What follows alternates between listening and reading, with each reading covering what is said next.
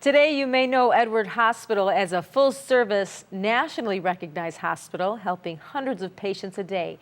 When the hospital first opened in 1907, it wasn't a hospital at all. It was a tuberculosis sanatorium. 55 years ago, a group of Naperville residents came together and helped transform the hospital into what you see today. NCTV-17's Kevin Maychek sits down with the last remaining visionary and tells the story through his eyes.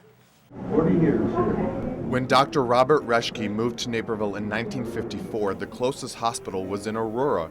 And with Edwards Sanitarium on the brink of foreclosure, Dr. Reschke and a number of Naperville's leading citizens were determined to make a change. With a growing population, it was pretty vital that we were able to get this wonderful piece of property and be able to turn it into an acute care hospital. The group of men and women met in the home of well-known Cock Robin restaurant founder Walter Fredenhagen and worked on a way to convince the sanitarium's board that an all-purpose hospital was essential to the Naperville community. I was one of the people who were here originally and saw that this was a good thing and it had to happen, and did everything I could to make it happen.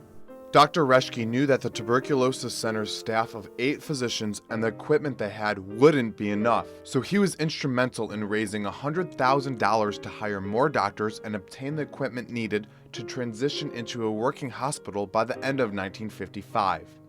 When it opened that year, the hospital had only 45 beds, priced no more than $25 per night, and its emergency room was nothing like what you see today. The emergency room was actually manned by the attending physicians, which means me, for 24-hour periods of time. So we would be responsible for taking care of anything that came into the emergency room.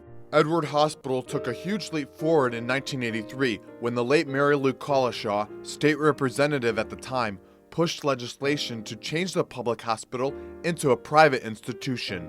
This took the funding burden away from taxpayers and alleviated the many restrictions placed upon the institute by state government. I will always remember with gladness in my heart the day we got our real estate tax bill for the very first time that there was no line item on it to pay for Edward Hospital.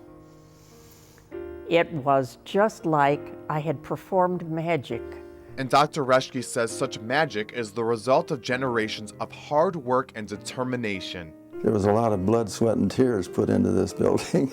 Reporting from Edward Hospital, Kevin Maychek, Naperville News 17.